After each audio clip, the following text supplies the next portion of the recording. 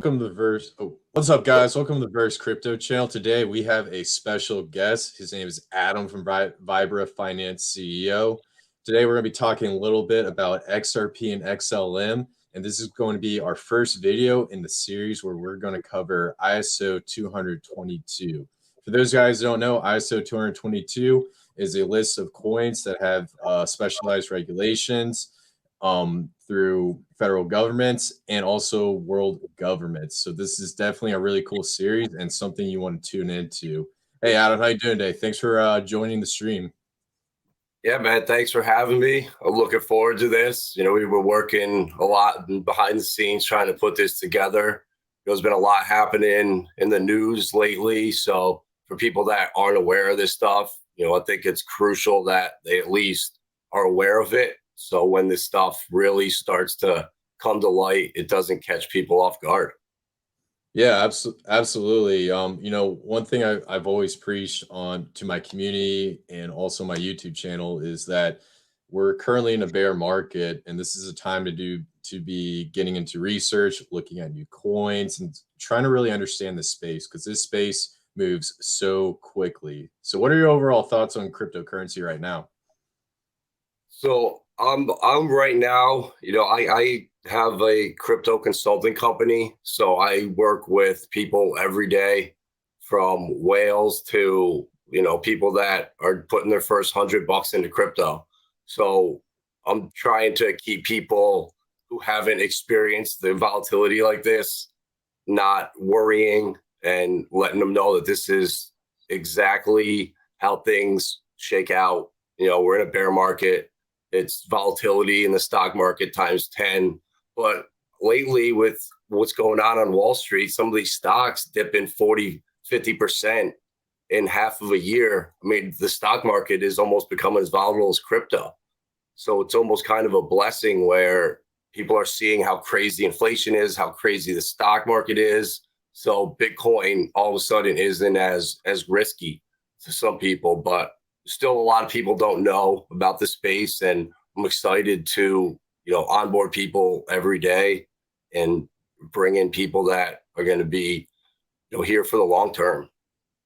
Absolutely. I mean, I followed you a lot with some of the work you've done and some of your coverage of different projects, and it's really great how you get into stuff within the Hex community, and you also branch out and you get into, you know, other coins and new and hot technology on the uprise. You know, I think the biggest thing with, you know, cryptocurrencies now is, you know, there's so many communities and there's so little branching out and trying to, you know, check out new ideas and new things that could revolutionize the space and also lead to mainstream adoption. So definitely kudos to you for you know, being a pioneer in this space. Appreciate it. Yeah, that's what we're trying to do. I mean, community is so important in this space. And now with, you know, the threat of legislation really cracking down on our freedom with decentralized finance, you know, we really need to unite as a community as a whole and make sure that we aren't silenced and this awesome technology can be unleashed the right way and properly, not, you know, stalled out. Absolutely. So definitely agree with all that. And with that being said, you ready to just hop in and let's start talking a little bit about XRP and XLM and all the juicy details? Definitely. I mean, those were some of the first two coins that got me into crypto back in the day, watching digital asset investor videos, and it brings back memories. But for people that are new and just getting into the space, we're at prices we haven't seen in a long time, prices that I kind of almost didn't think we'd see again. So the opportunity that you heard people, you know, had in the last bull run, it's here again. So super excited for what these guys are doing with Ripple and XRP and XLM. Yeah, absolutely. You know, Thanksgiving's right around the corner, and the day after Thanksgiving is Black Friday, where everything's on discount. So there's a Black Friday in retail, and there's a Black Friday in cryptocurrency. So nothing wrong with, you know, buying a few TVs and buying a few coins for sure. So so Exactly. yeah, so kind of just starting off with you know, getting into XRP and XLM and just kind of breaking it down. So for those who are not familiar with XRP and XLM, could you please give us a brief overview of what each project is? Yeah, so I kind of look at it as XRP is the banker's coin, and they're going to be utilized for settlement, you know, cross-border transactions and instant liquidity. They're on-demand liquidity. And I think Stellar, they're primarily focusing on the retail side of it, the smaller transactions, and with MoneyGram and the small fiat on ramps, they're starting to really thrive in that market. So there, there's a couple in the differences in the supplies of the coins. XRP has twice the amount of coins, which a lot of people don't know that, and it's not actually what it looks on paper, because half that supply is locked up in escrow, so it can't even be touched right now. So well, actually, it's being sold off in portions.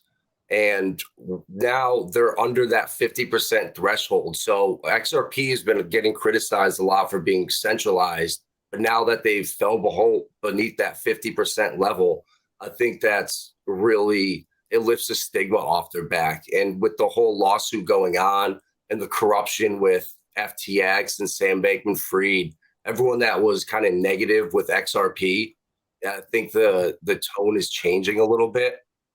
And another big thing that kind of separates them is Stellar has the Stellar Development Foundation behind them, and they're basically there to help grow the ecosystem, bring new projects on, bring developers in, and basically, make sure that they spend money the right way. They have half of the supply that they're going to use to give out over the next 10 years to projects, to holders. They have a master plan. So kind of seeing these companies that have, a plan in motion, and also, the utility and the use case that they have are kind of unparalleled.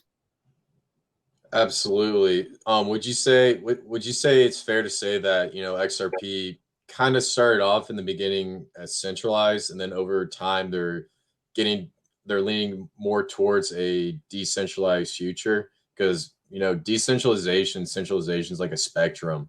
So do you think XRP is trying to move to decentralization as much as possible? Yeah, I think so, 100%. I follow a lot of the DeFi projects on the XRP ledger and in the Zoom wallet, and the amount of growth that's happened there, especially with the NFT launching and going live last month.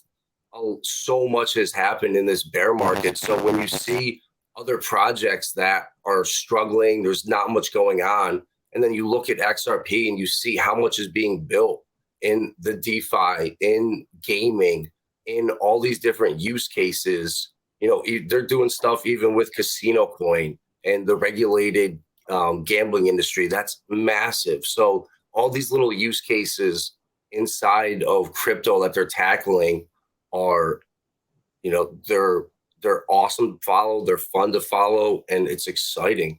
Instead of sitting here and complaining and watching your bags get wrecked, look at the glass half full and look at what these guys are doing in the bear market. And then you can kind of separate projects from others. Absolutely. I firmly believe that in 2025, there's going to be interesting attributes to which projects are going to go up and explode. And the main thing that's going to be driving a lot of these projects' growth is going to be through utility and adoption. And so I think XRP has a lot of great stuff going on.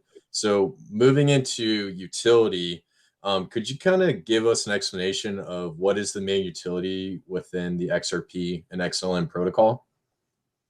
Yeah, so I would say that for the XRP ledger, the main utility is instant liquidity, cross-border transactions, and for the banks, for the central banks and the CBDCs that are about to roll out, XRP is going to be that bridge asset that is the liquidity for banks. So right now, when banks are sending money across the world, it can take days to settle. 5% don't even go through. I mean, Ripple and XRP are solving that issue right there. And it's going to free up all that capital that's just stuck in limbo right now. And that's a major utility. And then we all know with CBDCs, how dangerous that could be, but how big this is going to be too. The whole financial system is moving towards, digitalization and digitizing your IDs. So it's all coming. So, I think, and then just, liquidity is all, there are three things that I look at XRP and say it primarily is for the banks right now, but it's so fast and the technology is, obviously good enough to where people want to build on it. They want to launch NFTs on it. They want to launch games on it. They want to do DeFi on the XRP ledger. So, it's kind of right now the Wild West in a sense, but it's also not. So, we need regulations, but they can't overdo it. It would be kind of like not letting the dot-com boom happen. Silicon Valley not existing. The United States would not look the way it does right now. So I think the regulators know that. And I think we're going to have a meet in the middle. And hopefully, these ripples allowed to operate and thrive here like they are around the world.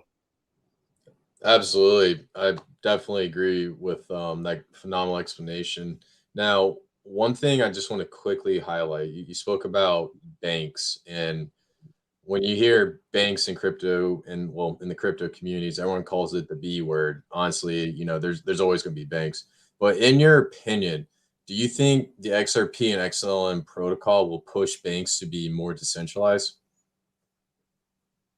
I think yes, 100%. I think what they're going to do is it's already happening. Is you're seeing banks being forced to either adopt their technology or they're starting to create their own. And, we'll talk about the lawsuit later, but I really think that was all done to stall Ripple. They were so far ahead with what they were doing. And all the Wall Street VC money was behind Ethereum and other projects. So at that point, it was almost, we can't let this happen, it looks like. And you're seeing all the corruption going on right now. So it's a crazy time right now, but it just shows why with FTX and Sam Bankman-Fried, when you have centralized entities that have the ability to create ghost accounts and move money around without their own team not even knowing it, that's scary.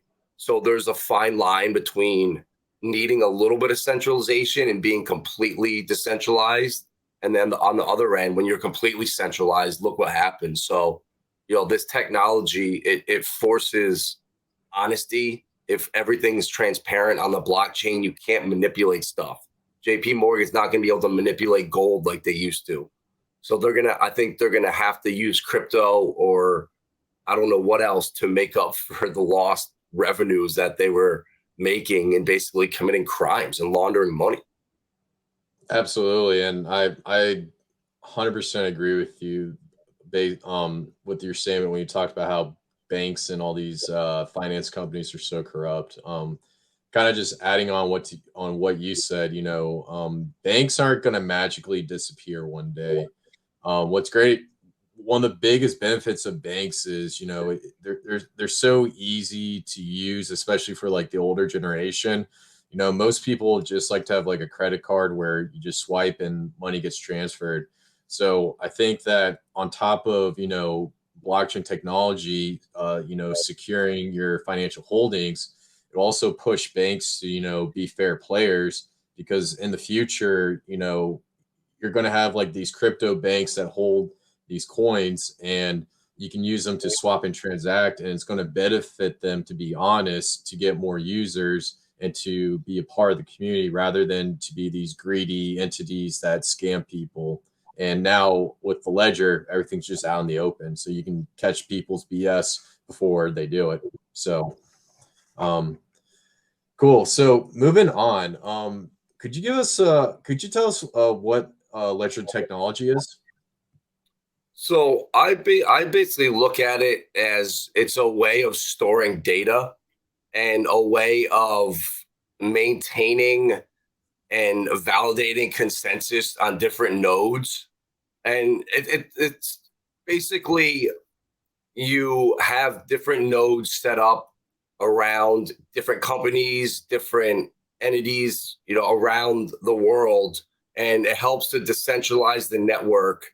And each transaction comes to a node, and once it's approved, it gets 80% approval. It meets consensus, and the transaction is then validated and basically leaves a record of that transaction, so you can't go back and manipulate it. Once it's done, it's frozen in time.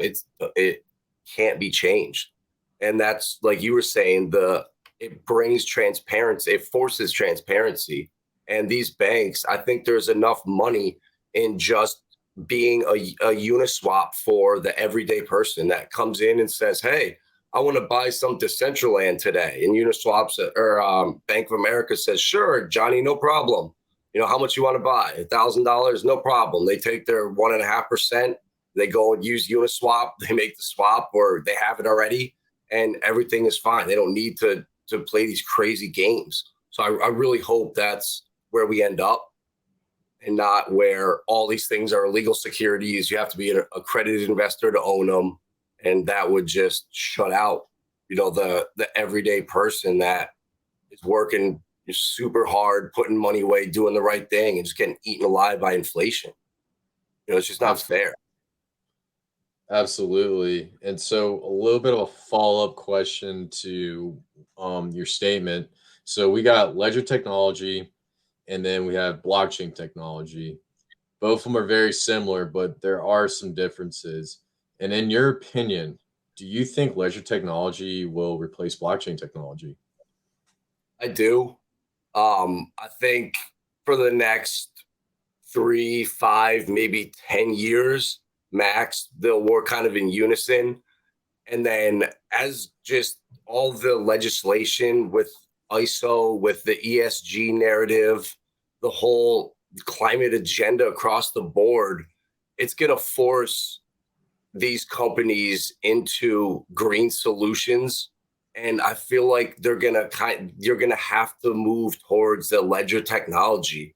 I mean, blockchain is great. Bitcoin was great, with proof of work. You have your block, and then it's completed, and your next block it's basically literally blockchain, and it's great technology. But Bitcoin has failed. It's not accomplish what it was set out to do, is be peer-to-peer cash. It's not fast enough.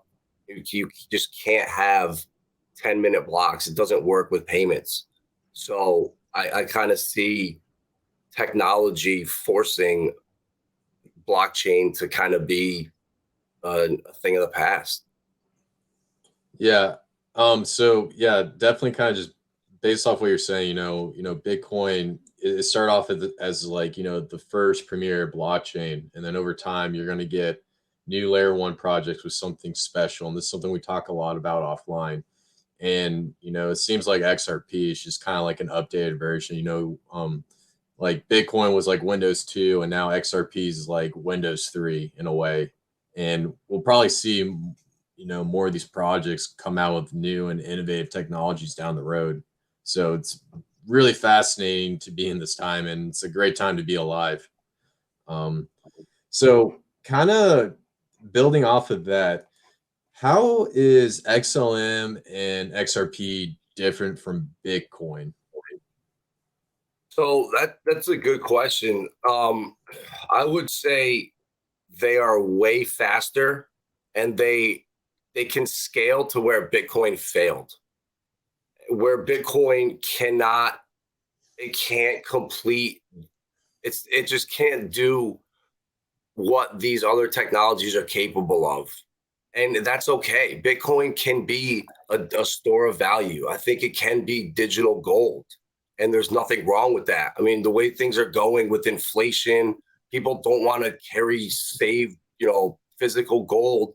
Bitcoin is the solution, I think. The younger generation, they're glued to their phones. I don't think you could pay that generation to own physical gold. So Bitcoin being a store of value, I think is completely fine, and not accomplishing what they set out to be and kind of adjusting and finding your use case. That's great. But I think XRP and XLM have kind of filled that void, and just the proof of work and blowing up the environment, it's just not sustainable. And I really think that the carbon credits and you're already starting to really see the Bitcoin isn't green. It's not sustainable. It uses more power than countries, but banks at the same time use just as much, if not more. So it's kind of a hypocrisy. But when you have a solution like Ripple, like Stellar, that have these green, super fast, super cheap blockchains that can scale to the masses that are already working with all of the central banks around the world, it just makes sense to let them take over and become the peer-to-peer cash, that bridge asset for cross-border transfers that Bitcoin couldn't be. Absolutely. Ripple and Stellar have been constantly developing their networks, and Bitcoin is one of the few blockchains that doesn't have much development going down the road. There's a few, layer 2 solutions like the Lightning Network and side chains, but to compare it to the degree of what Ripple and Stellar are trying to achieve, it's it's like comparing us to like a giant. Like that's the best analogy I can think of. So kind of building off of this comparison, so we got into XLM and XRP, and we talked about the difference between Bitcoin. Now, how is XRP and XLM different? So I would be, I mean, besides the technology with validators and using consensus, I think the main difference is the use case, honestly. And XLM has that heads up already with DeFi and smart contracts. XRP is now just kind of catching up with what they're doing. So this was a good graphic it's older, but it shows what they're both trying to do. And they're very similar in a sense, but just I think they're going to each tackle their own use cases. XRP is going to be, like I said, the banker's coin, that coin when a bank needs to exchange €1 billion for €1 billion pesos or whatever. That XRP being used to settle that transaction is what it was designed for. And I think XLM being, MoneyGram's owner now, and if people didn't know, Ripple actually bought MoneyGram in 2019, and they kind of used their name and their company to pilot their technology. And all of a sudden, MoneyGram, we saw that happen, and we bought some MoneyGram stock, and it was $3 around then, and it was at $11 last time I looked. So you could just see the power of what Ripple's technology offered. Their year-to-year transactions went up 160% immediately, and all of a sudden they were profitable. And you then saw the SEC come in and sue Ripple, which was really funny because they approved the purchase of MoneyGram 2 years before. And so Ripple ended up selling, I believe, 75%, if not more, to Stellar, so they could kind of take off where Ripple left and really tackle the micro settlements. And, when migrant workers are in another country not paying these astronomical fees to get money back home, and Stellar partnering with Circle and Lobster Wallet and USDC for the fiat on ramp, and MoneyGram for sending money around. They've kind of built that. They took the existing network and name that MoneyGram had, everybody knew, and they just They just took it to the next level, basically. So I would say the biggest difference is XRP is for more liquidity and bigger payments for banks, and XLM is going to be for when I'm sending you $100, in cash, you want to go pick it up. So would it be fair to say that Ripple and Stellar are like brother and sister projects? I use that analogy a lot. Yes.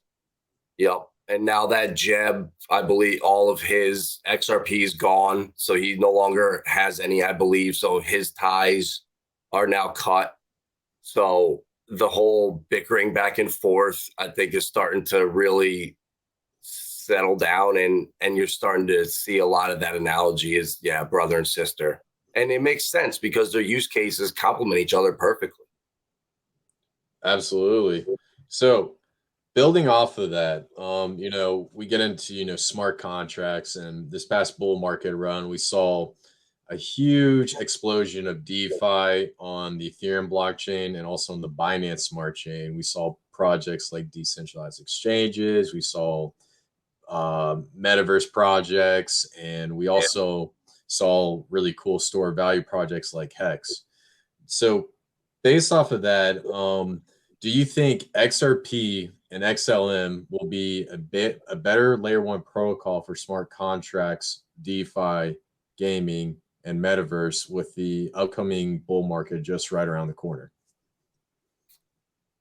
So I don't honestly know the answer to that. I think that's the exciting part about crypto is we know what these guys are trying to tackle, and we can see it almost happening in front of our eyes, but we can't see, we don't have a crystal ball and see 5 years down the road, what's that chart going to look like? What's going to be going on? So we do our research on the back end to try to make our best guess for, based on partnerships, based on teams, based on tokenomics, based on community. That's so big in crypto to have almost a cult-like following. You almost need it, with the meme coins have it, XRP Army has it, the Link Marines. I mean, all of these coins almost have a cult-like following. And that is it's gonna even grow in the future stronger and stronger. So I think for like DeFi, I think Stellar is gonna really, though they have the advantage right now, they have the time, that 2-year gap almost, which I think is huge. I mean, to make up that much time would be phenomenal, but we'll see. I know that I don't see very much with gaming in Stellar, where on XRP, I know Equilibrium, their whole ecosystem is launching a bunch of games. And I was talking to some Corium developers out in Las Vegas that were working on P2E games on Corium for next year. So seeing actual development and guys building out on the XRP ledger for gaming, I don't see that really on Lobster. I mean, maybe I'm missing it, or it's in the pipe works, but I think XRP has the advantage in NFTs there, in gaming, whereas like DeFi, I would kind of give that to XLM. And then metaverse, I mean, that's such a generic phrase. I think they both have a decent shot, but it's not their niche of the market. I don't think it's a priority for them. So I think they'll exist there because they have to, but it's not going to be something that these guys tackle. Absolutely. Looking at how cryptocurrency is now getting diversified in different market sectors, it seems like XRP and XLM are competing with Bitcoin when it comes to peer-to-peer payments. And then you have other projects like Ethereum and like Polkadot and Solana having their own use case utility, whether it's decentralizing the web or getting to interoperability. So I feel like each project has their own specialization and you can't cover all fields. But with XLM and XRP, their main focus is on those digital payments. So building off of that and getting more into like the digital payment side of things, if XRP succeeds in replacing the United States dollar as the global reserve currency, and we'll do this in like a theoretical term. I'm not saying it is. I'm not saying it will in the future. But if it were to, what do you think would happen to other major layer one blockchains like Ethereum, Cardano, and Polkadot? So if that happened, I think it would really change Ethereum because of who's funding it, who has motivations to see ETH succeed. We know it's not the best technology, yet they're getting massive contracts. You're seeing a CBDC with Quorum in Australia. Out of all the companies that they could have chose to work with, they chose Quorum's blockchain. So now you have Ethereum kind of being ISO approved in a sense. But I think that if XRP was to have that, all of what ETH is doing right now would kind of be negated and it would kind of take a step back. But I don't think that's going to happen. I know it's not going to happen. So I think we're going to see, Cardano with what they're doing in Africa and Polkadot with interoperability. I mean, and Parachains and Kusama, we're just a little bit early for what they're doing. I think we're about 6 months away from seeing a major shift in the whole market. I think Ethereum's going to eventually flip Bitcoin inevitably, and hopefully the sooner the better. I think it'd be better for the space as a whole. But I don't think these other coins are going to go away. I think, the bigger major ones that have partnerships out there, that have real utility, that have developers building right now, that have a community following it, not bot followers, not, these paid, you can tell what is genuine and what is paid. And, the good thing in the bear market is you really don't have to worry about the paid shilly junk. But going back to your point, if that was for XRP to happen, to be the world reserve currency, it would set Ethereum back a lot, I think, and it would really make these other blockchains. It would put XRP on the pedestal. Basically, they'd be number one forever, and I don't think there'd be anyone catching up until obviously we needed a new currency. So building off of that, earlier you spoke about cult-like followings, and you have, I believe you said it was like the Link Army, and then you have like Hexicans, and we have all these big groups, and all of them believe that their one project that they support is going to be the number one project in the future. In your opinion, do you think there's going to be a multi-cryptocurrency future, or is there just going to be a singularity or a single project that will just dominate all across the board?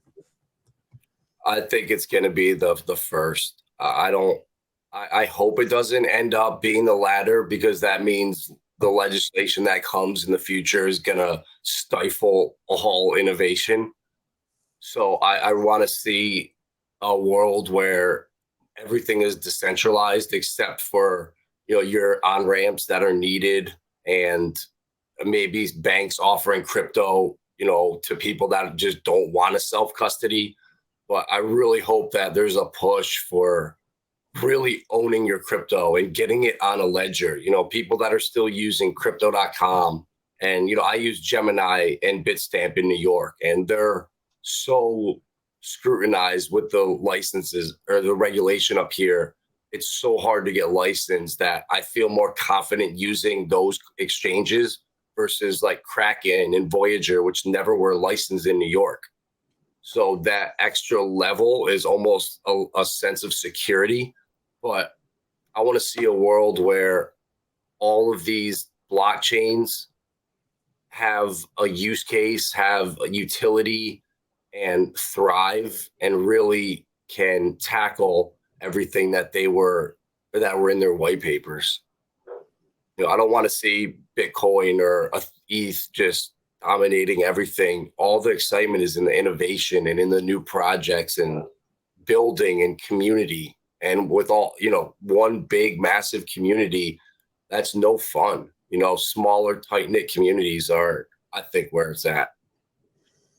When it comes to this idea of decentralization, and I'm going to tie into the point you just make. We hear this a lot, like, this project isn't decentralized or this project is centralized, and it gets into, this weird ego trip. But ultimately, if there was one single cryptocurrency, that by definition is centralized. The idea of having a decentralized future is you have multiple options and you don't have one control over the entire industry, kind of like a monopoly. And so I agree, cryptocurrency future. So building off of that, getting into regulations, which you spoke about, and how New York is one of the few states in the United States to be the front runners behind regulation. So a really big hot topic is the ISO 222. So for those of our viewers that don't know what that is, could you please explain what the ISO 222 is and how it will impact the cryptocurrency space in the future? Yeah, so there's a lot of confusion about this online.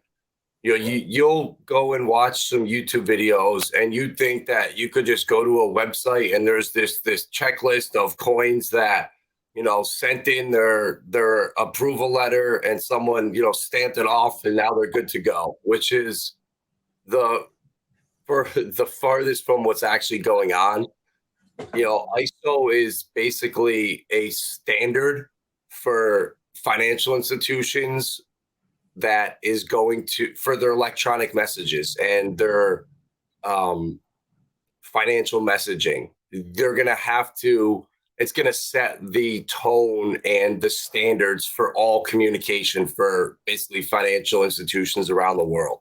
So a crypto that complies with the ISO 22 standard that a bank accepts as payment, I think that's going to be the game changers and will revolutionize banking. I think, once crypto is not being bought by shell companies or these banks, and you're being told by Jamie Dimon that Bitcoin's a scam every other month, and then it's going to 100K. And I mean, all of this is to FUD us out.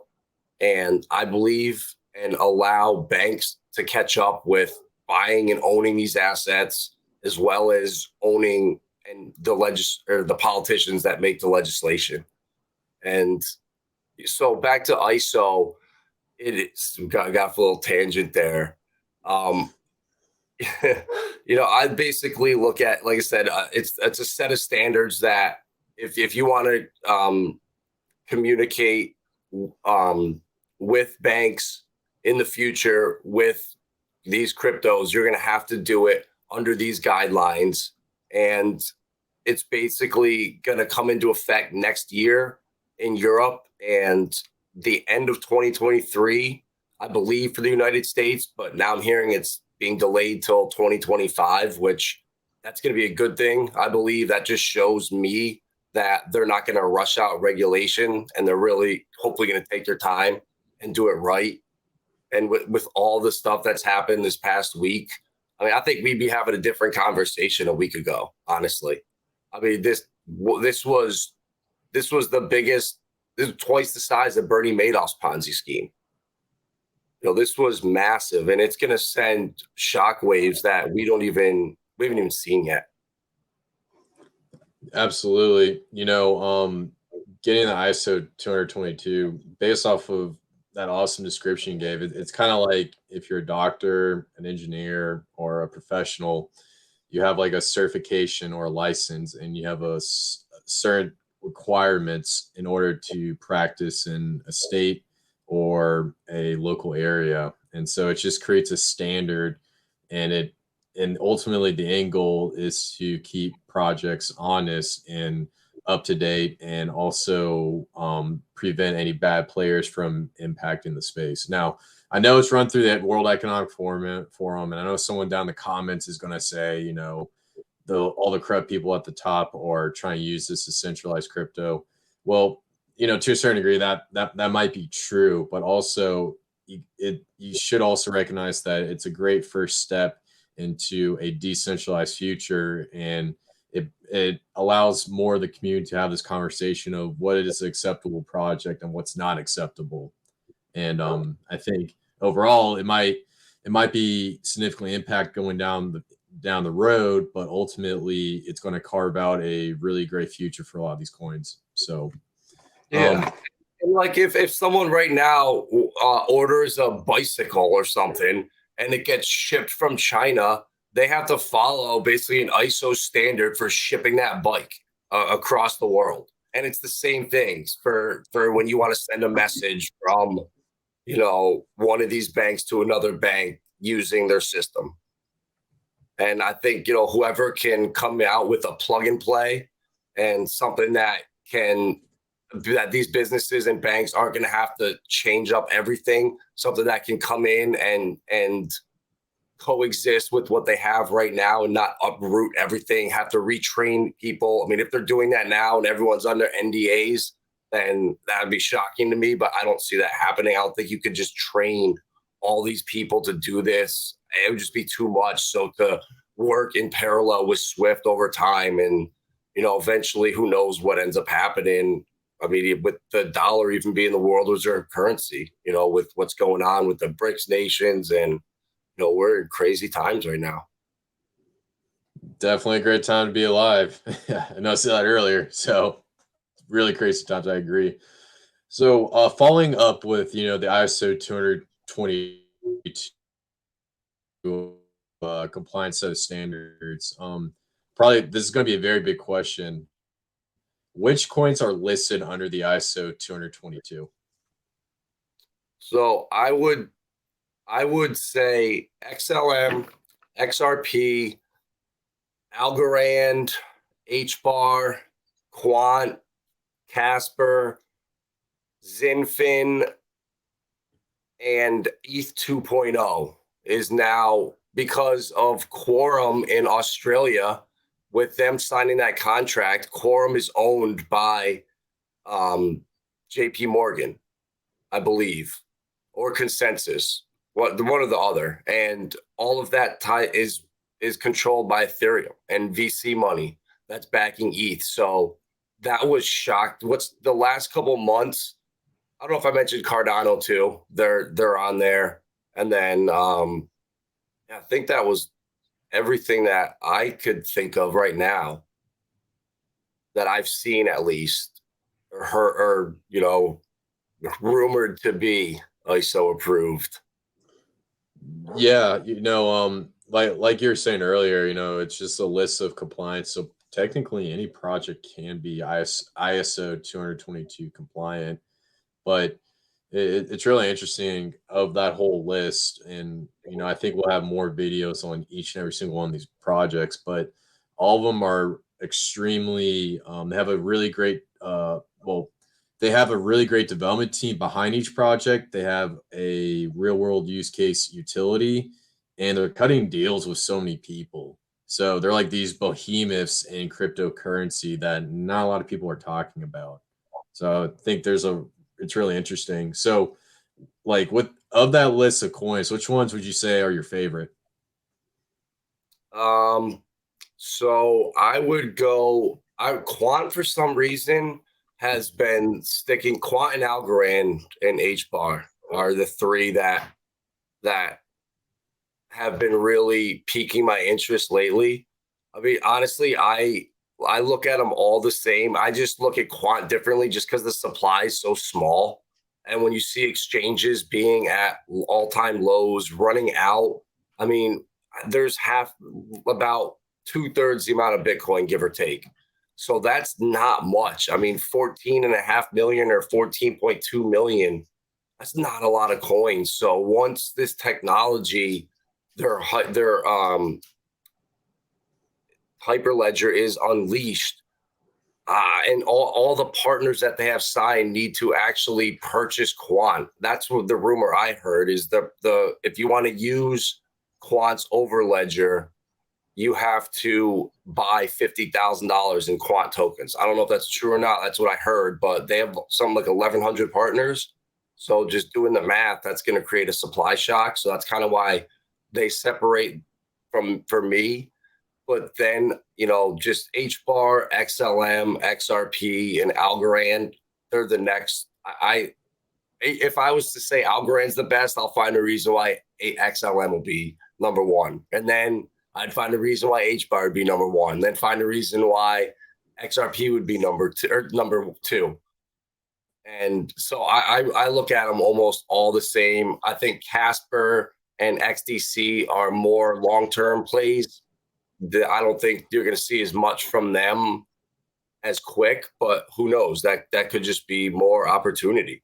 And I know with Casper, you can stake it through your ledger and get 10% right off their website at casper.live. And that's no risk. You're not giving your keys away, and that's passive income. And that's one thing that I really stress. And just that passive income on Hedera too, with the 9% you're getting on Stater right now, that's a lot. And it's only going to be about 5% when it goes to native staking. So to be able to capitalize on these extra rewards right now, I think it'll be massive in the future in 5-10 years. Yeah, definitely. I really, really love how you brought up staking because, once we start to find this bottom of the bear market, staking can be a great thing for you to take your coins that you already like and all those projects that you've done a lot of research on, earn some passive income, and just wait for the next bull market to come up, and then you can just unstake them. So it's like the ultimate passive income. There's no middleman. You control the coins you have. Make sure you put all your coins on wallets that you own the keys to, and get them off exchanges. But also another thing to add to that, what's really great about cryptocurrency is the ISO 222 coins are so fun to look at and read about. And it's very difficult just to pick one or two. And the best part about it is you just buy them all. So, and now is the time too, is the prices are where they were almost in 2020. So that opportunity is back, and it's just a waiting game. So if you can teach yourself to delay gratification, that's why I think staking is so important too, because it teaches people to forget about the daily chaos and just lock up for 30 days, lock up for 60 days, and just forget about it. So you can learn to see the dips happen and not be able to do anything about it.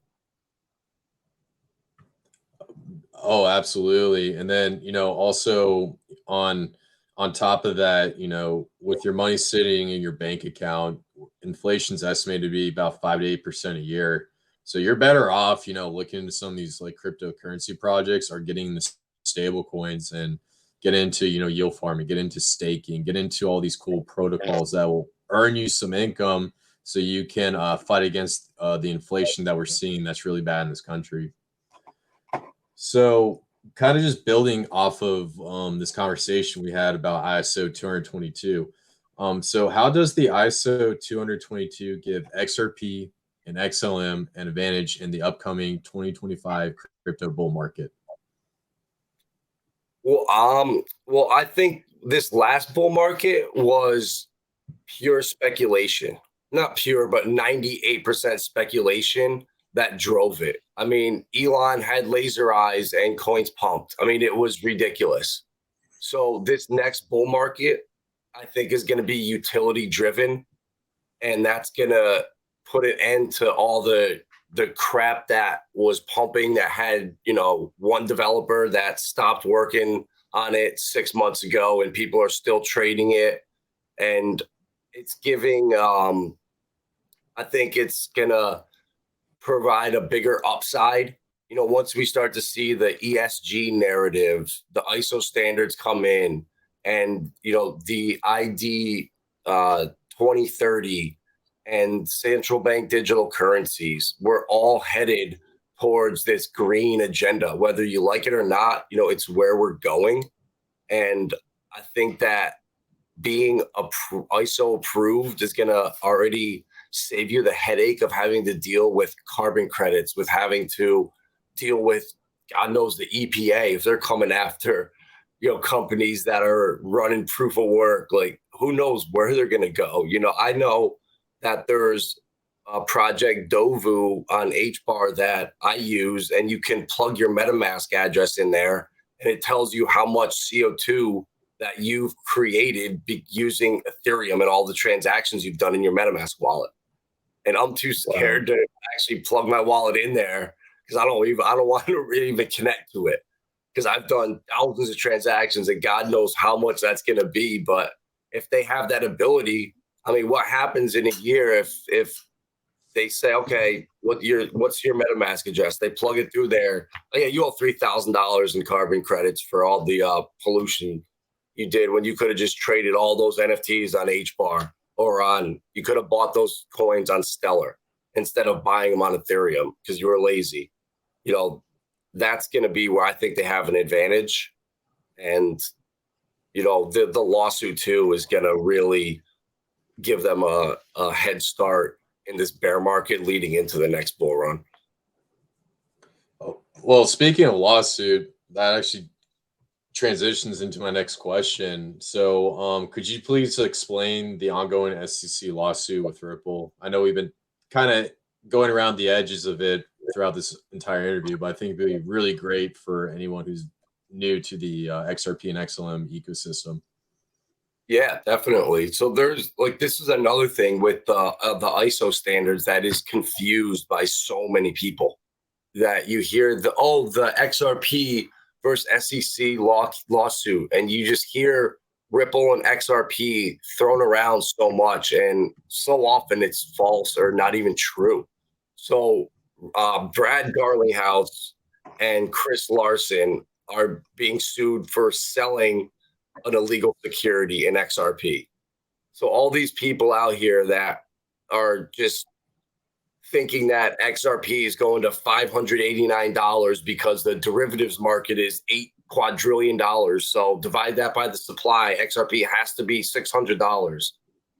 There's people that are that delusional out there with the price, but also with what's going on in this lawsuit. So understanding what's actually going on, that Brad Garlinghouse and Chris Larson are being sued for selling illegal securities. And I believe Ripple Labs is part of the lawsuit too. But it's not what a lot of people think it is. So this is, the thing that really gets me is that Ripple has been working with the SEC since 2012, almost 10 years now. They've been begging for regulation. Can please, we're here with you. We want to make this right. We want to do this right.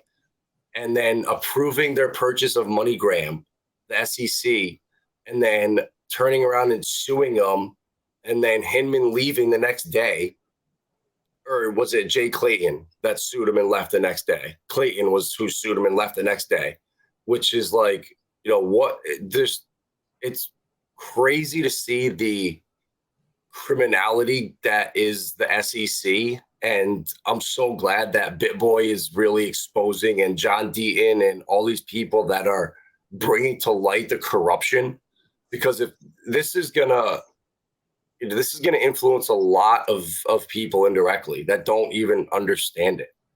So, that's what it is right now. And the whole reason this case, I think, was happening or did happen was because Ripple was so far ahead with their technology, signing up all these banks around the world, JP Morgan and these guys, and Chase, and all all the Grayscale, all these guys, all of a sudden were playing catch up, and they needed time to build something that could compete with Ripple. And when you look at it from a bank's point of view, they don't care really who they're buying. Whoever has the cheapest software or the best software for the best price, whether it's from Ripple, whether it's from JP Morgan, whether it's from whoever's building it, I don't think the companies are going to matter. So whereas Ripple, when they were signing companies up in the past, these companies were forced to use their software and to use XRapid, I believe is the name of it, their on-demand liquidity service. And now because of the competition out there in this lawsuit, companies that are now signing up with them aren't forced to use that software. So, they're slowly starting to lose control of that market, and you're seeing it. And it really is a shame. And I hope it ends quick and a lot of people go to jail. Oh, I agree. Gary Gensler deserves to go to jail. If you read the back history with him and his ties with Sam Bankman-Fried, it's insane. It's basically a big club and we ain't in it. But also, I think what the worst part about this lawsuit is it's going to discourage cryptocurrency development and innovation in the United States, and it's going to push other companies to go to the Bahamas and South America, pretty much anywhere but the United States and maybe even Europe. So I feel like this is just holding back the industry, not only across the entire world, but especially in the United States. So 100%. And even Ripple, they're building a headquarters in Dubai right now. So if things don't happen here the way they want it, they said, we'll just pack up and leave. We're a currency in 90% of the world. So we don't need you. We'll just pack up and leave. And I think that threat is real. And that would be horrible. That would be like an Amazon being out of Germany or something like that, like IKEA, Absolutely. So, building off of that, Greg, that was a phenomenal explanation about the SEC lawsuit. So, in your opinion, how will the results of this lawsuit impact XRP? So, long term, I don't think it's going to have much of an impact on the price. The price is going to be reflective of how much XRP is actually utilized, how many partners can Ripple sign, how much is built on the XRP ledger. Are games successful on the XRP ledger? Can Casino Coin, do anything with the online gambling industry? There's so many things they're trying to tackle. That's not even tokenizing real estate and tokenizing real world assets with Elysian and their physicals, and tokenizing statues like the Greek statues around the world. And these famous monuments can now be tokenized and sold as little pieces. I mean, that's going to bring in ungodly amounts of money. Someone said tomorrow, oh yeah, the Golden Gate Bridge is going up for sale and we're going to sell, 1 million inches. But I think people would love to say, I own a piece of the Golden Gate Bridge, and that's where we're headed. So, ultimately, I don't think the lawsuit is going to really impact them in the long term. But if they lose, just what you said, they'll pack up and leave, and they'll go to Dubai or they'll go to London, and they'll just continue on as if it's business as usual. And the United States is going to lose out on all that development, all of that technology, the web.com boom that we had. If that doesn't happen with crypto here and it goes to China or anywhere elsewhere, our economy won't recover. I think this is our only chance we have at having a decent economy in the next 10 years. Agreed. And also on top of that, the US petrodollar is declining in value, and we're in this weird time where we're transitioning to, new governmental systems. We're also transitioning to a new financial system, and we're going through another technology revolution. I believe this is the fourth technology or the fifth, but regardless, that's the fourth, right? So Yeah. regardless, we're gonna have new things come into play, and and having a coin like Ripple and what they're trying to do with banks is going to be extremely huge, and it could also help position the United States to still be on top, especially with the petrodollar being slowly replaced over time.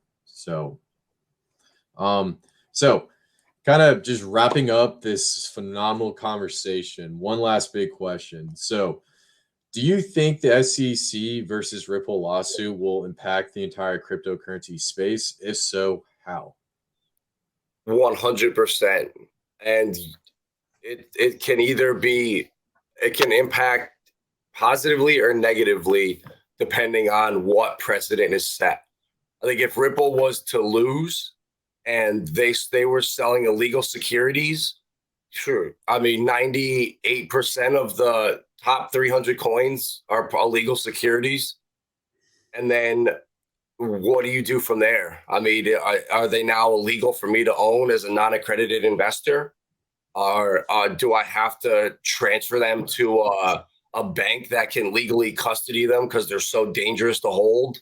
That if that goes that route, it could get ugly. But if XRP Ripple, they win and there's a new Howey test that is the Ripple test, and there's an actual new standard for, okay, if you did this, this, this, and this, you could have been a security, but now you've morphed and you are something you're not.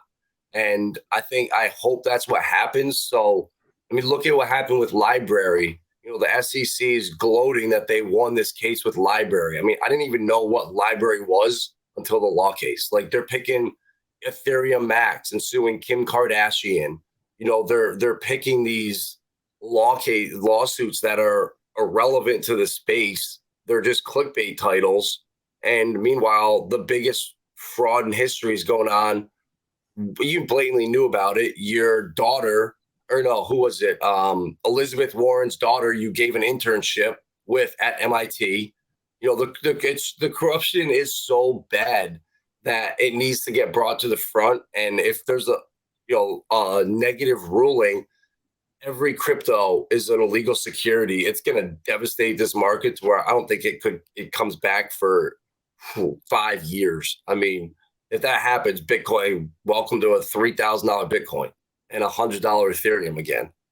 And that would be, I think, where people really get scared and run for the hills. And I just pray that doesn't happen. I hope that 12 amicus briefs have been filed now against the SEC. I mean, what else can happen? How many more people have to get hurt by FTXs, the next one out there? I mean, crypto.com, they're advertising everywhere, every UFC fight, everywhere I look, crypto.com, but they have $350 million in volume. And it's like, okay, something is not adding up here. You just accidentally sent 400,000 Ethereum to the wrong address. Like, so crypto.com is probably involved. They're probably going to go. So, man, this is a crazy time to be in crypto, but also this is why we're here to identify. I never owned FTX. I never shilled FTX to anyone, never got anyone to Celsius. Had a couple people use Voyager just because of the coin selection, but never had them keep money on there. So we've been able to keep people from falling victim to these scams that, instead of the SEC worrying about Library and Kim Kardashian, go after the real scams, set laws that people have been asking for, and let this thrive like it should. Agreed. And and it's funny when you bring up scams and how the SEC is not using their resources correctly. But the funny part about that is, Gary Gensler and Sam Bankman-Friedman have a connection at MIT, where Gary Gensler was a professor and Sam Bankman-Fried was his student. And it seems like they're all working closely with a lot of these scammers, and they're going after the legit people. So it seems like this whole thing's backwards. What are your thoughts on that? 100%, bro. I mean, the stuff that I've seen in the last couple of days, just from the amount of residents in the Bahamas going from 400,000 to 4 million overnight. I mean, that's just hilarious to me because there's some loophole in the law where if you're a resident of the country that the exchange was based out of, you had first rights to that money. So everyone on the Bahamas was able to withdraw money, I guess. So I don't know what people were doing. Oh, I know what it was. They were allowing you to mint NFTs on the network, and then you could go and buy them. So people Wow. were just creating these NFTs, and their friends were going up and scooping them up and withdrawing the money. And it's just, you see stuff like that, and the SEC does nothing. And then you see what Ripple's doing to actually bring, less friction to the world to tackle use cases that suck. MoneyGram was horrible forever. I mean, horrible. I remember playing online poker and going and putting $1,000 on there and waiting 2 hours praying it got to the Philippines and praying it was going to come to my account. And that all that stuff is going to be gone now with Stellar, with MoneyGram, with Circle, them all teaming up and combining powers. Look, you get a superpower versus trying to centralize everything and make one company do everything. Doesn't work. Right.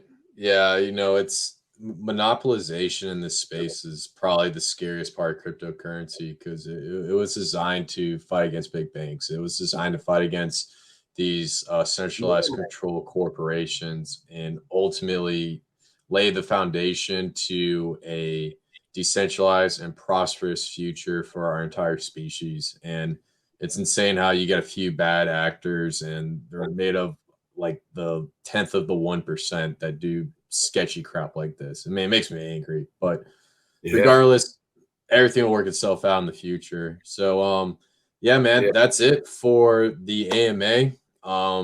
I want to say thank you for coming on, and I want to give you a second. Any last thoughts or anything else you want to say about XRP, XLM, or maybe the lawsuit that's going on?